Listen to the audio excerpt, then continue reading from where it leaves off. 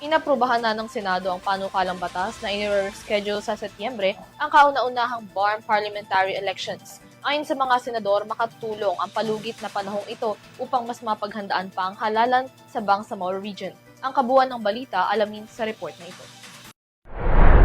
Aprobado na ng Senado sa ikatlo at huling pagbasa ang panukalang batas na itinatakda ang pagdaraos ng kauna-unahang Bangsamoro Autonomous Region and Muslim Mindanao parliamentary elections sa Setyembre ng kasalukuyang taon. Sa ilalim ng Bill No. 1823, isinusulong ng panukala na isagawa ang first BPE sa ikalawang Lunes ng Setyembre 2026 o sa ikalabing-apat ng Setyembre.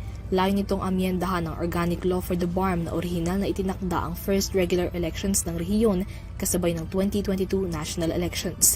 Matatandaan na hindi natuloy ang BPE noong 2022, bunsod ng ilang legal at administrative issues at muling pagpapaliban dahil na rin sa desisyon ng Korte Suprema na hindi kilalanin ang Sulu bilang miyembro ng BARM maging ang pagpapawalang bisa sa dalawang districting laws nito.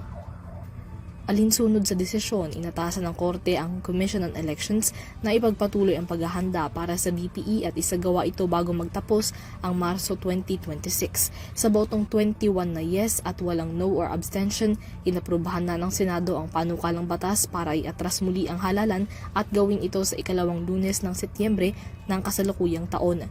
Magsisimula naman ang term of office ng mga nahalal na opisyal sa tanghali ng October 30 ng kasalukuyang taon at magtatapos ng tanghali ng June 11, 2031.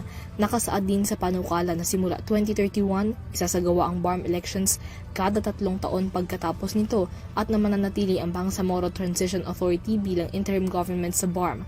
Para kay Majority Leader Juan Miguel Zubiri na author din ng panukala, ang pag-aproba ng panukalang batas ay isang hakbang tungo sa pagsisiguro ng karapatan ng mga mamamayan tungo sa isang eleksyon at payapang rehiyon.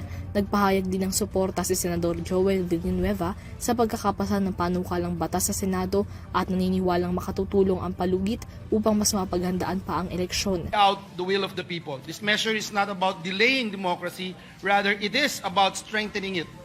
Let us view this reset as a commitment to genuine democracy, one where the people of BARM are able to participate fully, fairly, and confidently in choosing their leaders. Samantala, nagpahayag din ng suporta ang Office of the Presidential Advisor on Peace, Reconciliation and Unity sa pagkakaaproba ng panukala sa Senado. Ani OPAPRO Secretary Carlito Galvez, makatutulong ang pagpapaliban ng eleksyon sa pagsisiguro ng maayos na transition process sa BARM tungo sa inaasam na demokrasya at kapayapaan. Umaasa naman ngayon ang Senado na maaaprobahan na rin ng House of Representatives ang kaakibat na bersyon ng panukala upang mas maging malapit sa pagpapatupad nito bilang isang batas. Para sa EuroTV News, Mia Layagin, sumasaludo sa bawat Pilipino.